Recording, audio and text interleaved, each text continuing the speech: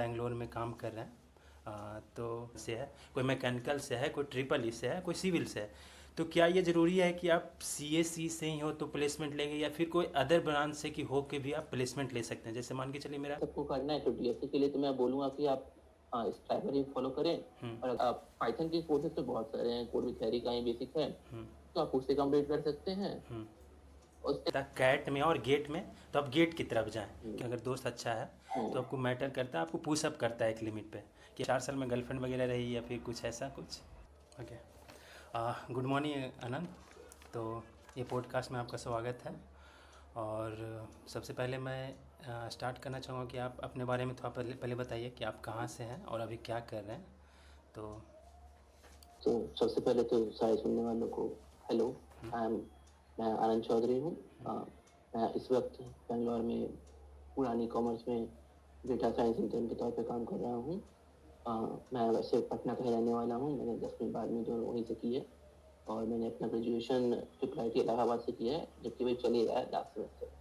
तो 2025 में मैं ग्रेजुएट करूँगा, और इस वक्त आपके साथ बैठा हूँ पॉडकास्ट में। थैंक यू आनंद।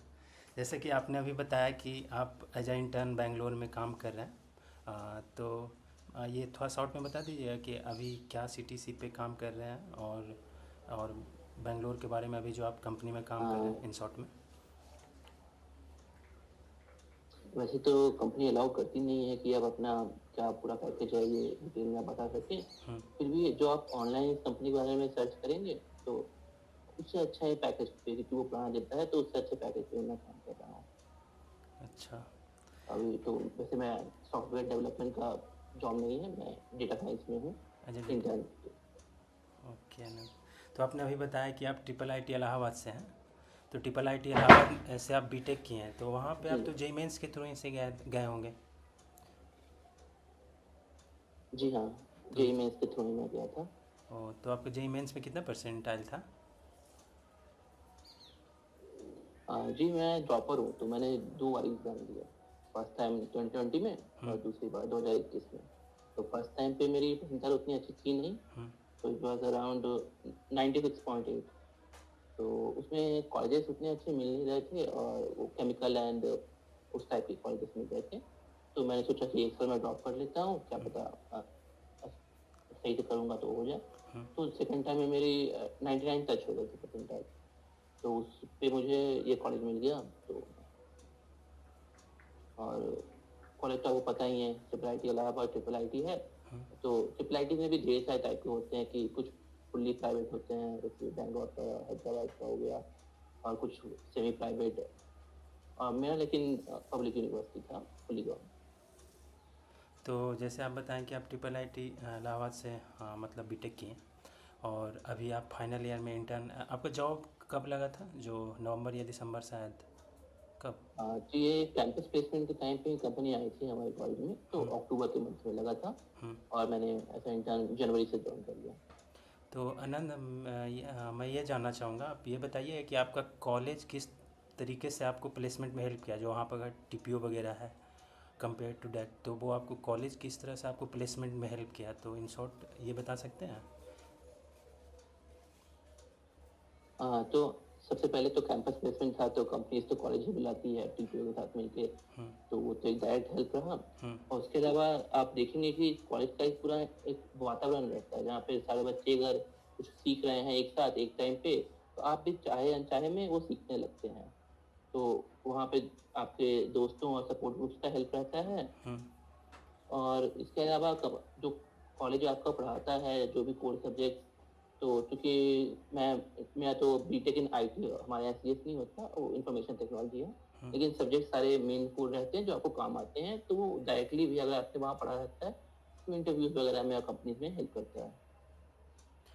अच्छा नंद, मैं ये पूछना चाहूँगा कि आईटी और सीएसई में क्या ज़्यादा डिफरेंस है क्या? आप जैसे आप बताएं कि अभी आईटी से किए थे और अभी प्लेसमेंट आप डाटा साइंस में लिए, तो नहीं, नाम का अंतर है मतलब सारे ब्रांच, सारे कोर्स नाम अभी। का अंतर है, और ये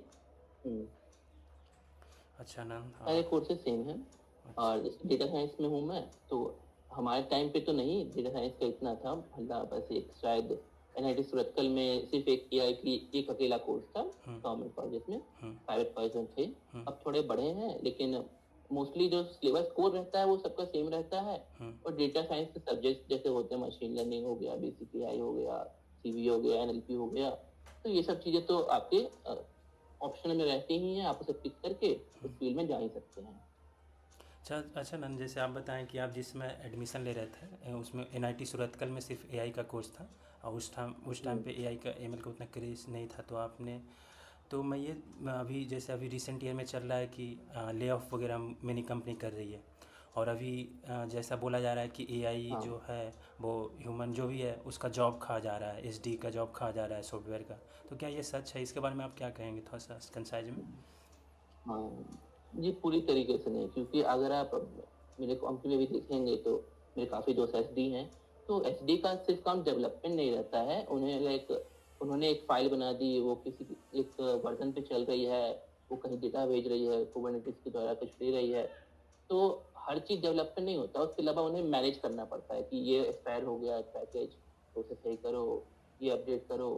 तो हाँ, एआई के कारण ये जरूर हुआ है कि पहले जो काम 3 लोग कर रहे थे वो एक इंसान काम करेगा, लेकिन पूरी तरीके से एआई रेप्लिकेट कर देगी आपको, ऐसा नहीं होने वाला। कोई ना कोई एक रहेगा जो कि एआई काम सही कर रहा है या नहीं वो देखने के लिए रहेगा, और कुछ दिक्कत हुई तो सुलझाने के लिए रहेगा।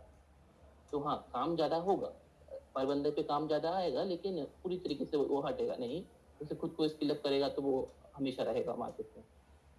तो आप ये बोल रहे हैं कि अभी ए आई एम एल का है जो भी मार्केट में, तो क्रेज आता ही रहता है, तो ऐसा है नहीं कि ह्यूमन को वो रिप्लेस कर देगा, वो मतलब एज अ थोड़ा सिग्निफिकेंट अमाउंट में थोड़ा सा लोड ज़रूर बढ़ा देगा, बट वो ह्यूमन को रिप्लेस नहीं कर पाएगा, ये बोलना हाँ चाहें?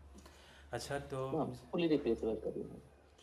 अच्छा तो आप ये बताएं, तो अभी मैं ये पूछना चाहूँगा कि जैसे अभी कंप्यूटर साइंस से अगर कोई बीटेक कर रहा है या आईटी से कर रहा है, तो उसके पास दो ऑप्शन होते हैं। पहला ये कि वो अगर आइदर एसडी बने, या फिर डाटा साइंस में, जैसे आप डाटा साइंस में एआईएमएल, तो अभी मोस्टली अगर कोई बच्चा फर्स्ट ईयर में है या सेकेंड ईयर में या थर्ड ईयर में है, तो उसको किस फील्ड में अभी ज़्यादा जाना चाहिए, एसडी में और या फिर एआईएमएल में, अगर मेहनत वो बच्चा करे तो?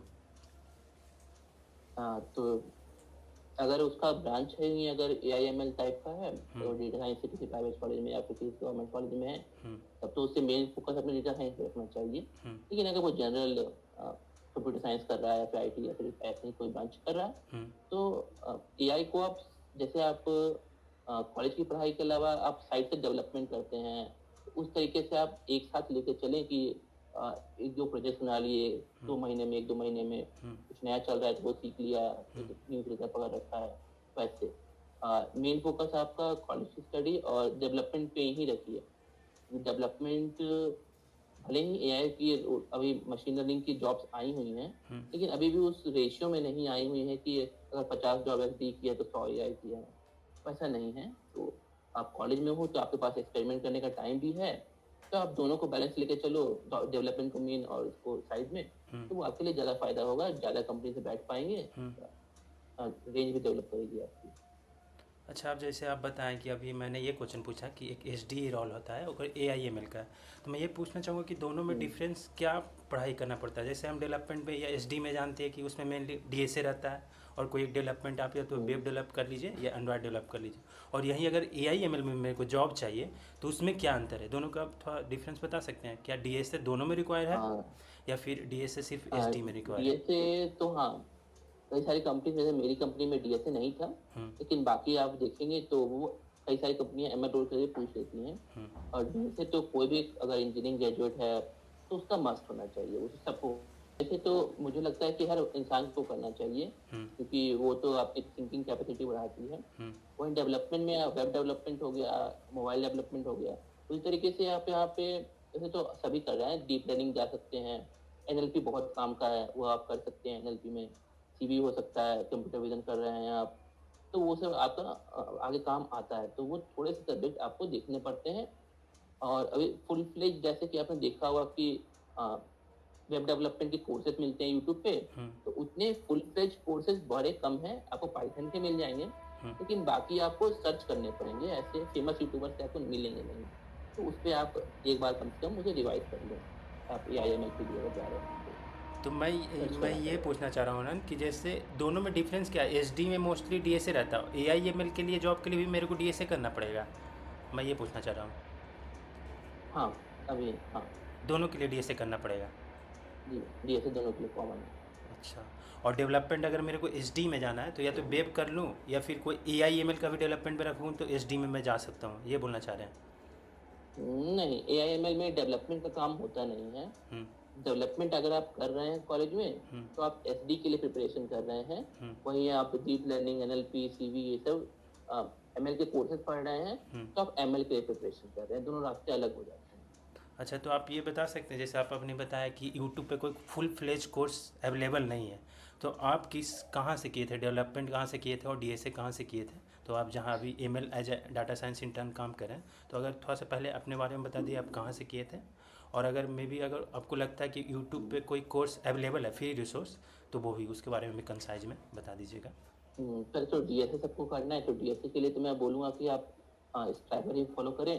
और अगर आपका स्ट्राइबर कंप्लीट हो जाता है, तो आप फिर टीएलई एलिमिनेटर की सीट जा सकते हैं, या फिर टॉप कोडर, ये सब हो गया, तो वो सब पे आप आगे मूव कर सकते हैं।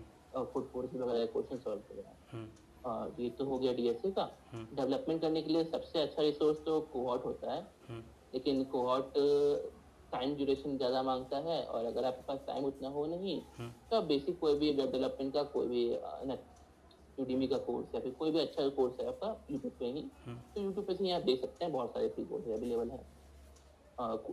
कोड विद चाय भी अच्छा पढ़ाते हैं, चाइन कोड भी अच्छा पढ़ाते हैं। और इधर मशीन लर्निंग के लिए आप पाइथन के कोर्सेज तो बहुत सारे हैं। कोड विद थ्योरी का ही बेसिक है, तो आप उससे कंप्लीट कर सकते हैं। और उसके अलावा मैंने एक चैनल यूज़ किया था, फ्री कोड कैंप। तो फ्री कोड कैंप पे अलग अलग तरीके के वो वीडियोस आते रहते हैं, तो उसमें से आप किसी भी सब्जेक्ट आपको पढ़ना है तो आप उसे सर्च करें, फ्री कोड कैंप ला के तो वीडियो आ जाएंगे। तो उनमें से आप कोई भी एक स्टैंडर्ड पिक कर सकते हैं। उनका सारे वीडियोस अच्छे रहते हैं। और नहीं तो आप साथ में कैंपस एक्स यूज़ कर सकते हैं, और फिश नाइट तो यूज़ करना ही है, वो तो अभी मेन है। और अगर आपको कॉन्सेप्ट का विजुअलाइजेशन चाहिए कि मॉडल के पीछे क्या हो रहा है, तो थ्री ब्लू वन ब्राउन करके एक है यूट्यूबर, शायद का नाम आगे पीछे हो, तो उससे आप देख सकते हैं। इनको आप फॉलो करें। बाकी फिर बाकी यूट्यूबर्स भी हैं, लेकिन एमएल के लिए कृष्णाइक, कैंपस एक्स और पाइथन बेसिक आपको आना चाहिए, बाकी 100 वगैरह तो आती है। तो आप ये बताएं नंद कि जैसे एमएल के लिए अगर यूट्यूब पर फ्री रिसोर्स चाहिए तो एक फ्री कोड कैंप करके है, फिर एक क्रिस नायक का वीडियो है, और आपको पाइथन बेसिक आना चाहिए जो आप कहीं से भी पढ़ सकते हैं।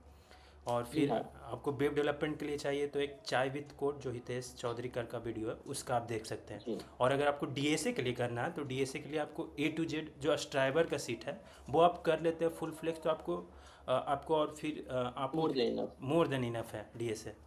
ये मतलब मैं कहीं से ये भी सुना था कि अगर आपको 40 या 50 लाख का जॉब चाहिए, डीएसए अगर A to Z सीट कर लेते हैं तो उससे और पूछना ही नहीं है, क्या सही? हाँ, उससे नहीं पूछते हैं कि जो इंटरव्यूअर्स रहते हैं वो भी ऐसा तो है नहीं कि बहुत ही रैंडम है क्वेश्चन उठा के बहुत हाई लेवल का पूछते हैं। तो बेसिकली उसी से कवर हो जाता है सब कुछ।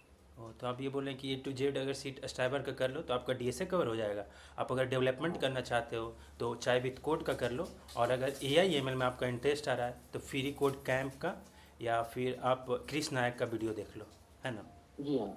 अच्छा, मैं ये पूछना चाहूँगा नंद कि जैसे अभी मोस्टली ये होता है कि कोई भी अदर ब्रांच से नहीं होता है, कोई भी अगर कोई CS से ब्रांच से है, कोई मैकेनिकल से है, कोई ट्रिपल ई से है, कोई सिविल से है, तो क्या ये ज़रूरी है कि आप CSE से ही हो तो प्लेसमेंट लेंगे, या फिर कोई अदर ब्रांच से कि हो के भी आप प्लेसमेंट ले सकते हैं? जैसे मान के चलिए मेरा ब्रांच CSE है, आपका भी IT था, और कोई अदर बच्चा ऐसा है जिसका ब्रांच सिविल है या मैकेनिकल है या ट्रिपल ई है, तो वो भी अगर पढ़ाई करे, अगर डेवलपमेंट जो कंपनी का रिक्वायर है, तो वो भी तो प्लेस हो सकता है। तो इसके बारे में शॉर्ट में बता सकते हैं कि वो बच्चा क्या करे? यार, कंपनी आपको अगर कैंपस में आ रही है तो अभी वो आती है कि मुझे इस ब्रांच के बच्चे चाहिए, इस ब्रांच के चाहिए, तभी वो एक ऑब्स्टैकल हो सकता है, मतलब एक रुकावट हो सकती है। और उसके अलावा आप देखेंगे तो अगर कंपनी ने ब्रांच स्पेसिफाई नहीं की है तो वो सीधे स्किल पे जाते हैं। अगर आपने सब्जेक्ट पढ़े होंगे, इंटरव्यूज क्लियर आप करेंगे, तो वो डेफिनेटली आपको पिक करेंगी। कंपनी से कोई बायस नहीं रहता है उसके प्रति, उन्हें काम चाहिए कहीं से भी मिले। तो आप ये बोलना चाह रहे हैं कि आप कोई भी ब्रांच के हो, आप अगर कंपनी का रिक्वायरमेंट अगर आप पूरा कर रहे हैं, उसका जो कंपनी का जो भी रिक्वायरमेंट है, आपका डीएसए है और जो डेवलपमेंट है, आपका कोर पेपर से हाँ मतलब नहीं है उसको। आप अगर डीएसए रखते हैं, डेवलपमेंट रखते हैं, या फिर एआईएमएल में जाना चाहते हैं तो वो रखते हैं, तो आप कोई भी कंपनी में जा सकते हैं, ये बोलना चाह रहे हैं। जी हाँ। Thank you madam. तो एक चीज़ और मैं ये पूछना चाहूँगा कि जो अभी आप सीएससी से ट्रिपल आईटी इलाहाबाद से आपने बीटेक किया, तो ये मैं पूछना चाहूँगा कि उसमें कोर पेपर आपका कितना, जैसे कोर पेपर मोस्टली रहता है, तो कोर पेपर कितना हेल्प किया? जैसे इंटरव्यू वगैरह में तो मोस्टली कोर पेपर से ही पूछा जाता है, तो वो कितना हेल्प किया? जी हाँ, जैसे हमारे थर्ड सेमेस्टर में ऑब्जेक्ट ओरिएंटेड प्रोग्रामिंग था, हम्म तो वो डायरेक्ट पूछते हैं। हम्म और फिर जैसे कि मैंने बताया, ये नेचुरल लैंग्वेज प्रोसेसिंग हो गया, एनएलपी, हाँ। कंप्यूटर विजन हो गया, हम्म डीप लर्निंग, डेटा विजुअलाइजेशन, हम्म और यहाँ तक कि अब बिग डेटा, ये सब हमारे ऑप्शनल सब्जेक्ट रहते हैं। हम्म अगर आप उन्हें पिक करते हैं तो इनसे डायरेक्ट क्वेश्चन एमएल टाइप में आते हैं। वेब डेवलपमेंट का मेरे कॉलेज में मेरे बैच के टाइम पे नहीं था, लेकिन अब नए बैचेस में वेब डेवलपमेंट, मोबाइल डेवलपमेंट, ये एक एज अ कोर्स आ गए हैं। तो हाँ, कोर्स आपका अगर सिलेबस कॉलेज का अप टू डेटेड है तो वो काफ़ी ज़्यादा हेल्प कर देता है, क्योंकि आपको जब कंपनी के लिए बैठने लगते हैं तो सिर्फ आपको एक बार प्रिपेयर करना रहता है, आपके बेसिक्स कवर रहते हैं, तो वहाँ पे कॉलेज आपका बड़ा हेल्प कर सकता है। तो आप ये बोल रहे हैं कि मेरा अभी कॉलेज में, मतलब अगर कॉलेज अप टू डेट है, तो आप बोल रहे हैं अभी कि वेब डेवलपमेंट का भी एज अ कोर्स सेमेस्टर में वाइज हाँ, कोर्स आ गया है। अपडेट कर दिया, जैसे हाँ, वो हम ऑप्शनल भी नहीं है, वो आपको लेना ही लेना लेना है। है जो भी है। तो मेरे एज हम मैं तो बिहार इंजीनियरिंग से हूँ, एलएनजीपी छप्पर से। तो वहाँ एज उतना अपडेट टू डेट है सिलेबस नहीं, लेकिन मेरे को लगता है कि एज टाइम वो चेंज होगा। आप ये बोल रहे हैं कि अभी आपके स्टार्टिंग टाइम में वो नहीं था, लेकिन वेब और जो भी है वेब डेवलपमेंट का कोर्स मैंडेटरी कर दिया, वो आपको लेना ही है एज ए सेमेस्टर। तो ये जी हेल्प हाँ। आपको कहीं ना कहीं कॉलेज आपको ऐसे हेल्प करती है। तो हाँ ओ, मैं फिर ये पूछना चाहूँगा रिसोर्स आनंद, कि आपने जैसे फ्री रिसोर्सेज के बारे में बता ही दिया, आपने ये बता दिया कि आप कोई भी ब्रांच हो मैटर नहीं करता है। और मैं ये आपसे फिर ये पूछना चाहूँगा कि जैसे पॉजिटिव फ्रेंड्स, जैसे कहीं भी होता है कि आप फर्स्ट ईयर में बीटेक करने के लिए जाते हो, फिर बीटेक के बाद कोई कोई किसी का जी जॉब नहीं लगता है, एनआईटी वगैरह गेट दे के एमटेक करता है, तो दोनों में कौन सा सही रहता है? बीटेक के बाद जॉब ले लेना या फिर एमटेक के बाद जॉब लेना, ये दोनों में थोड़ा सा डिफरेंस बताइएगा। मेरी पहली प्रायोरिटी तो यही रहेगी कि अगर आपने बीटेक किया है और आपको एक अच्छी कंपनी में जॉब मिल रही है, आप अनपेड इंटर्न में नहीं हो, ढंग की सैलरी है आपकी, तो आप बीटेक के बाद ही जॉब ट्राई करें। अगर वो नहीं होता है तो आप एमटेक के रास्ते पर जाएं, क्योंकि एमटेक के बाद आप बेसिकली एमटेक कर रहे हो तो आप रिसर्च को भी एक विएबल ऑप्शन मान रहे हो, लेकिन आप जानते हैं कि इंडिया में रिसर्च का उतना है नहीं, और एमटेक की प्लेसमेंट भी कभी कभी कंपनियां थोड़ी उतनी नहीं होती है बीटेक की। किसी कॉलेज में आप देखेंगे तो भले आईआईटी बॉम्बे क्यों ना हो, तो छोटा कॉलेज क्यों ना हो, दोनों में अगर 90 हो रही है बीटेक की तो 80 होती है एमटेक की। तो इसलिए एमटेक थोड़ा सा रिस्की रहता है, तो आप पहले बीटेक में ट्राई करें। और वैसे भी आप अपने एमटेक करने के 2 साल बचाएंगे तो वो कहीं और इस्तेमाल होंगे, तो बीटेक पे ही आप ध्यान रखें कि आपको बाद में प्लान बी ना चूज करना पड़े। तो आप ये बोले कि अनंत कि अगर आपका बीटेक में ही जॉब हो जा रहा है, बीटेक अच्छी कंपनी में जा रहे हैं, तो ज़्यादा प्रेफर वो करें कंपेयर टू एमटेक, क्योंकि एमटेक में आपको थोड़ा रिस्क लेना पड़ जा रहा है।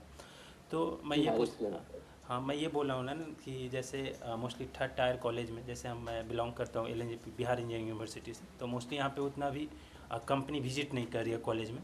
तो उसके लिए क्या गेट इंपॉर्टेंट रहेगा, या फिर क्या उसको करना चाहिए अगर वहाँ पे मोस्टली कंपनी नहीं है? मोस्टली तो ऑफ कैंपस ही अप्लाई किया जाता है यहाँ पे, तो ऑफ कैंपस में हाँ रिज्यूमे सिलेक्शन का बहुत चांसेस कम रहते हैं, ठीक है।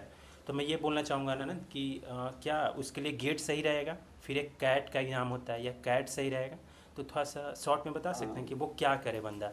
मैं ज़्यादा जानता तो नहीं हूँ एमबीए उसका मार्केट पर्सपेक्टिव क्या है, लेकिन ऐसा जब मैंने रीड किया है, बाकी दोस्तों से बात की है, तो एमबीए में उतने अब लोग जा नहीं रहे हैं, क्योंकि उस जॉब में उतना अट्रैक्शन है नहीं। और एमबीए में भी अगर आप चेक करेंगे तो बीटेक जैसे ही कई सारे हालात हैं कि ऊपर के 10-15 कॉलेजेस में तो भाई आईआईटी टाइप की प्लेसमेंट लग जाती है, और नीचे वालों को अकेले छोड़ दिया जाता है। तो मैं कैट के सपोर्ट में उतना हूँ नहीं। अगर आपको बेसिक मन है कि हाँ आपको कैट में आने वाला एप्टीट्यूड, इंग्लिश, ये सब भी आपको सपोर्ट करते हैं, तभी आप जाएं। नहीं तो आपके पास अगर इक्वल चांस है गेट वर्सेस कैट का, तो आप गेट की तरफ ही जाएं। अच्छा, तो आप ये बोल रहे हैं नैन कि अगर आप थर्ड टायर कॉलेज से हैं, तो आपको अगर चॉइस मिलता है कैट में और गेट में, तो आप गेट की तरफ जाएं, क्योंकि वो अगर गेट आप, की तरफ जाएं। हाँ अगर अदर ब्रांच है तो उसमें आपको पीएसयू भी मिलने का चांस है। हाँ, तो और एमबीए में वो उतना होता नहीं है, क्योंकि उसके बाद भी आप लिखते हैं, फिर का हर एक कॉलेज का अपना खुद का इंटरव्यू होता है, वहाँ बुलाया जाता है। हाँ। और आप कट ऑफ देखेंगे एमबीए की तो बहुत हाई रहती है, मतलब अच्छा। आपको आईआईटी से बुलाया जाए, इससे अच्छा तो आईआईटी आसान होता है। अच्छा। तो एमबीए की तरफ उतना ना जाएं, गेट की तरफ जाएं, गेट में कॉलेजेस भी ज़्यादा हैं, फिर आपको जॉब मिलने के रहते हैं, और ऊपर से गेट का स्कोर शायद 3 साल वैलिड रहता है, तो आपको टाइम भी मिलता है कि आप एनालाइज कर सकें कि आप कुछ और करना चाहें या फिर इसमें परस्यू करना चाहें, तो वो फ़ायदा रहता है गेट में। अच्छा नंद, ये बताएं, तो मैं अभी ये पूछना चाहूँगा, जैसे मैं गवर्नमेंट जॉब भी एक होता है, तो एक आईटी सेक्टर होता है, गवर्नमेंट जॉब होता है। जैसे आपको अभी अगर एमएल में आप इंटरनेट जो भी काम कर रहे हैं बेंगलोर में, तो आपको अगर अभी गवर्नमेंट जॉब या पीएसयू जॉब दिया जाएगा तो आप क्या प्रीफर करेंगे, क्या चूज करेंगे आप? अभी तो मैं ये बोल रहा हूँ ना कि अगर आपको पीएसयू जॉब मिल रहा है या फिर गवर्नमेंट जॉब मिल रहा है, तो आप जैसे अभी तो आईटी सेक्टर में आप काम कर रहे हैं एज जो भी है आपका हाई मतलब अच्छा प्लेसमेंट लगा हुआ है, तो आप कहाँ, क्या आपको गवर्नमेंट जॉब अट्रैक्ट करेगी? या फिर अगर हम लोग थर्ड टायर कॉलेज में हैं तो मोस्टली गेट में स्टक हो जाते हैं ना, डिसीजन नहीं ले पाते हैं कि गेट करें या फिर आप पीएससी जॉब जो भी है गेट करें या फिर गवर्नमेंट जॉब के लिए तैयारी करें, या फिर बिहार में भी डिफरेंट डिफरेंट गवर्नमेंट होता है, बीपीएससी या फिर यूपीएससी। तो आप जिससे मोस्टली आप ये क्या बताएंगे, गवर्नमेंट जॉब की तरफ ही अट्रैक्ट हो या फिर क्या क्या करना चाहिए?